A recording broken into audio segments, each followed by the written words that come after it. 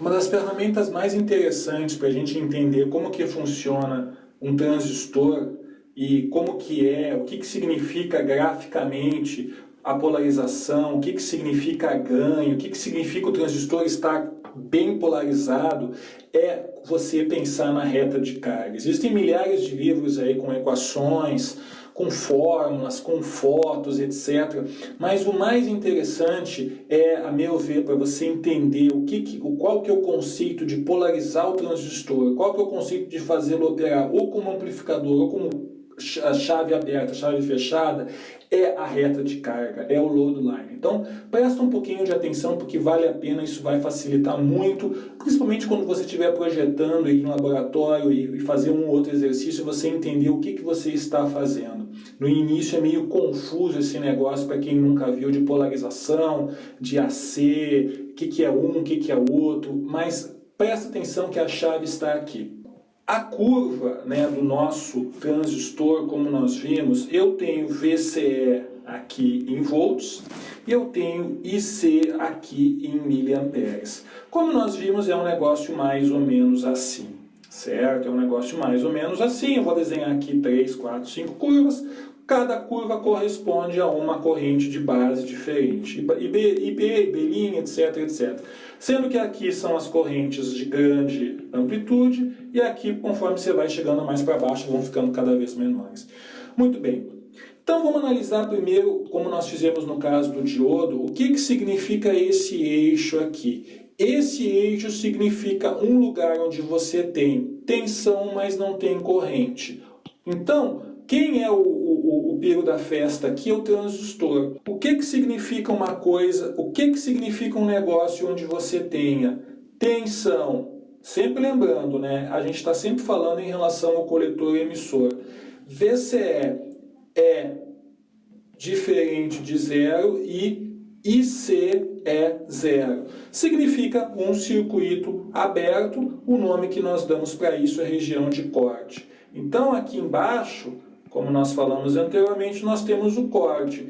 O que significa, né, quando você está nesse eixo? Nesse eixo você tem diferentes pontos onde IC é diferente de zero, mais VCE é igual a zero.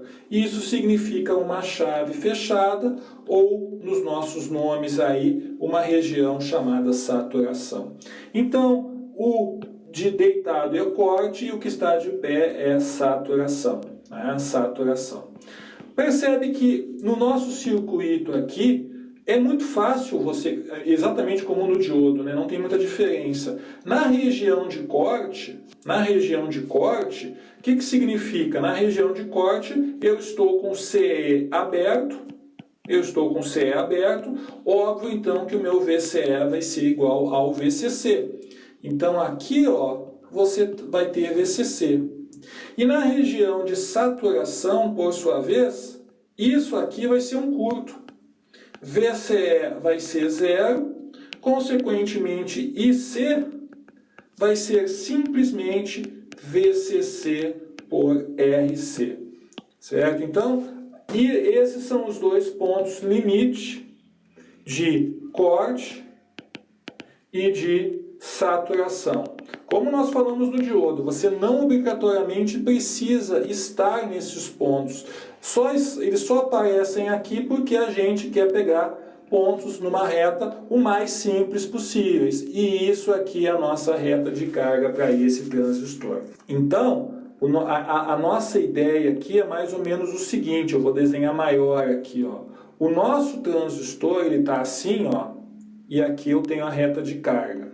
Então, vamos voltar aqui, vou desenhar maior para você entender, IC versus VCE. Algumas pessoas podem ser levadas, como nós falamos que essa região aqui é a região de ganho, que o transistor não tem ganho nenhum porque ele está caminhando aqui. Eu pelo menos pensava isso, eu pensava, puxa, mas como é que pode ter ganho se eu estou aumentando aqui a corrente e o negócio está estático, né?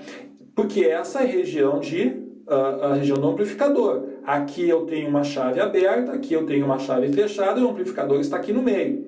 Na realidade, o sinal ele não anda presta bem atenção porque isso aqui é importante, o sinal ele jamais anda aqui. O sinal ele anda ao longo da load line. Por isso que se diz reta de trabalho.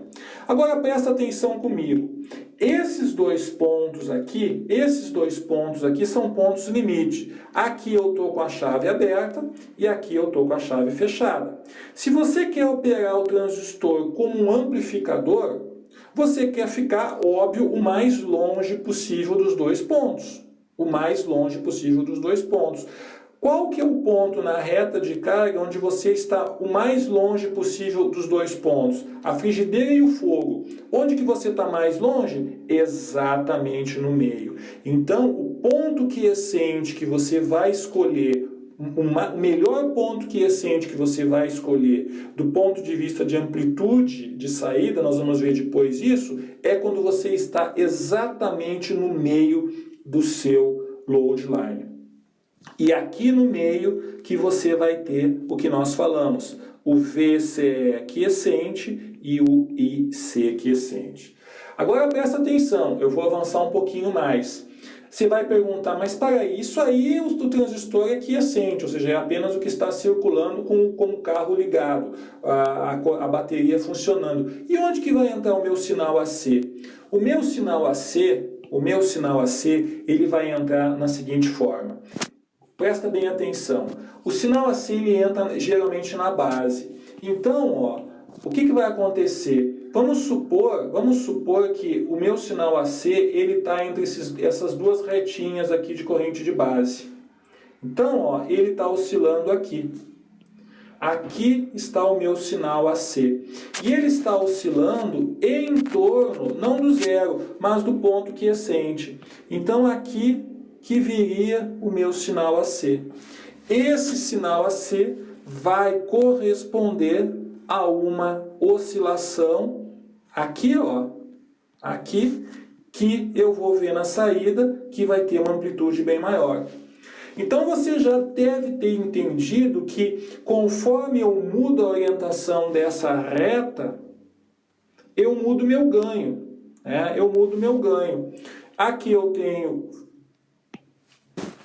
Então, aqui, ó, desenhando maior, eu tenho uma posição aqui, VCC aqui, e VCC por RC, e eu tenho uma segunda reta de carga aqui, ó, VCC sobre RC'.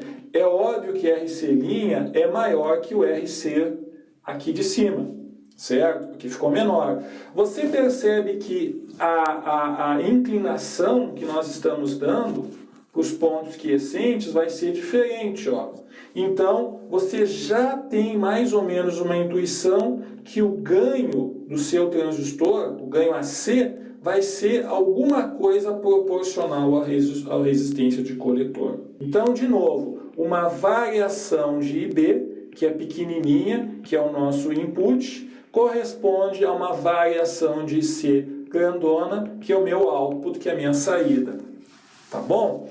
Essa aqui é a ideia. E quando você quer operar como chave, você não está interessado em sinais que fiquem oscilando na metade e tal. Você quer simplesmente, aqui está com a chave fechada, né? Aqui você está com a chave fechada e aqui você está com a chave aberta. Né?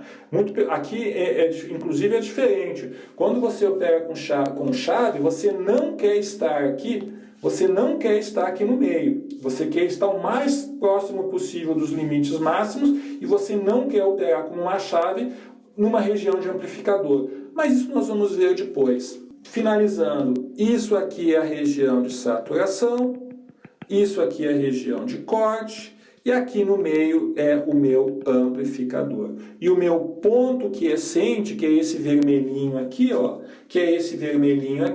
é onde eu tenho sem sinal nenhum na entrada. Esse aqui é o meu sinal. Esse aqui é o meu sinal na entrada e aqui é o meu sinal na saída, né, modulado por essa inclinação. Você já percebeu que essa inclinação aqui corresponde a uma variação de VCE e uma variação de ICQ. Aqui eu tenho o meu ponto quiescente, aqui eu tenho o meu VCE quiescente e aqui eu tenho o meu IC quiescente. Aqui, ó, o meu sinal de entrada, ele vai oscilar para cá, entre esses dois limites. O que é oscilar? Que você colocou o seu geradorzinho na base do seu transistor, com o sinal senoidal.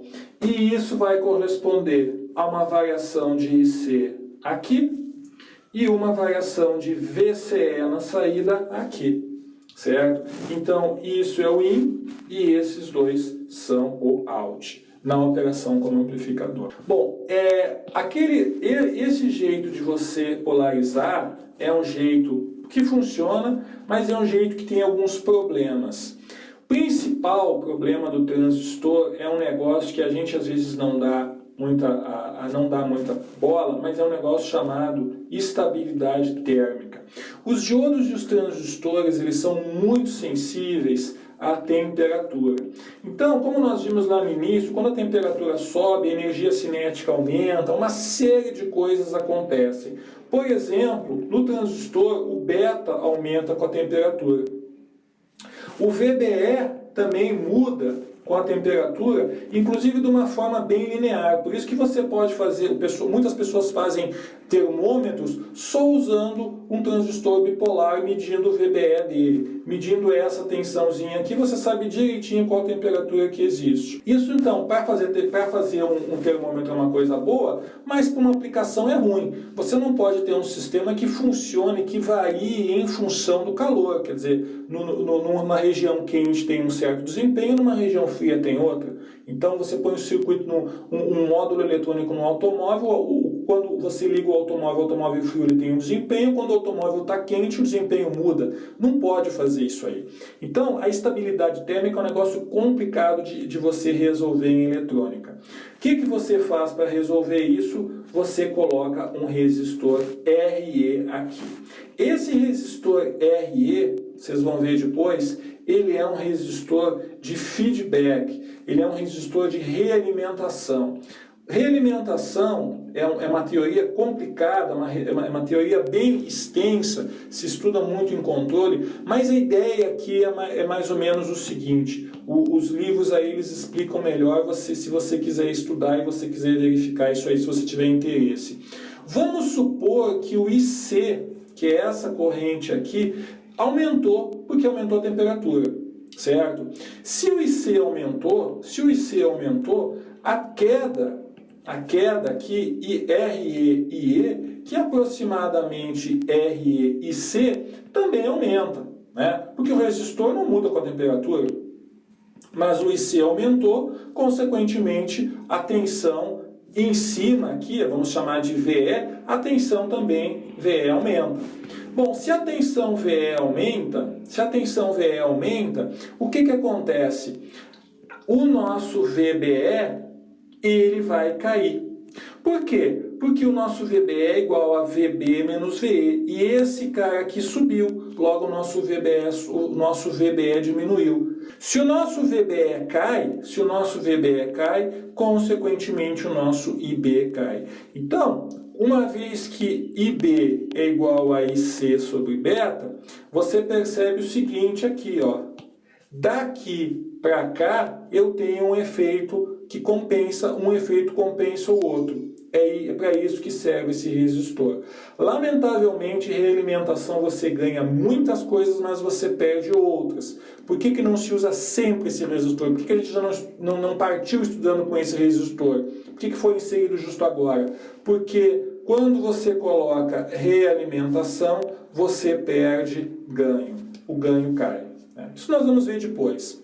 Bom, agora, o que mudou aí? Agora o que mudou na nossa polarização é o seguinte, se eu for desenhar aqui, ó, eu tenho aqui o VBE e aqui eu tenho o VE, que é IE-RE. Esse aqui é o meu resistor de emissor. Então, nosso circuito vai ficar assim agora. Então, olha aqui, VCC menos VBE,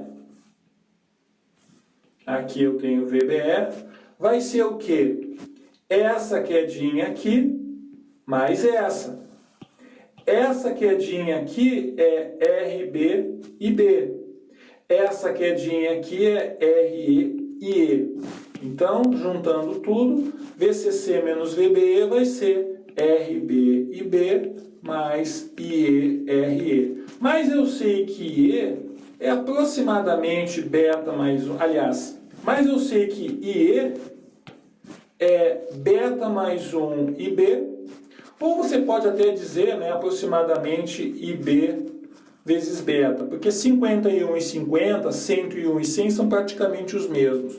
Então, você pode dizer que VCC menos VBE vai ser RB IB mais IB beta mais 1 RE. Ou seja, o nosso IB vai ser VCC menos o 0,7, o VBE, e embaixo RB mais beta mais 1 RE. Ou, né, você poderia fazer também o seguinte, VCC menos VBE, você poderia colocar em evidência, em vez do IB, colocar o IE. Se você fizer isso, você vai ficar aqui IE RE mais IB sobre beta mais 1 RB. Daqui você teria que o nosso IE vai ser VCC menos VBE sobre RE mais RB, só que esse está dividido por beta mais 1. Bom, o que importa aqui? Importa que você saiba fazer e derivar essas expressõezinhas, são muito simples, eu fiz de duas formas diferentes, mas eu quero só dizer um negócio que às vezes no livro não fica muito claro, que é o seguinte, é a questão da reflexão das impedâncias. O que acontece aqui é o seguinte, quando você coloca, eu vou desenhar aqui ó, um tipo de um muro entre o circuito do emissor e o circuito da base. De um lado você tem o RB e de um outro lado você tem o RE. Qual que é o problema? O problema é que a corrente que passa aqui é pequenininha e a corrente que passa aqui é grandona. Quando você quer passar o RE para cá, desse lado do muro, do lado do emissor, para o lado da base, você o multiplica por beta mais 1 RE. Por sua vez, quando você quer passar o RB para esse lado do emissor, você o divide por beta mais 1. É isso que essas expressões aqui estão mostrando, certo? Mas você não precisa decorar isso, só se você perceber aí, conforme Boylestad ou Cedar Smith falam, você vai saber do que se trata. Essas são as duas expressões para o IB. E naturalmente, o nosso VCC menos o VCE vai ser simplesmente IC, RC mais RE. Aqui eu considerei, né, que o IC é aproximadamente o IE, porque o nosso alfa é aproximadamente 1, né, para a gente não se perder em detalhes aí desnecessários. Então aqui eu tenho o VCE e aí sai essa expressão na malha coletor-emissor e essas duas em vermelho na malha da base e do emissor.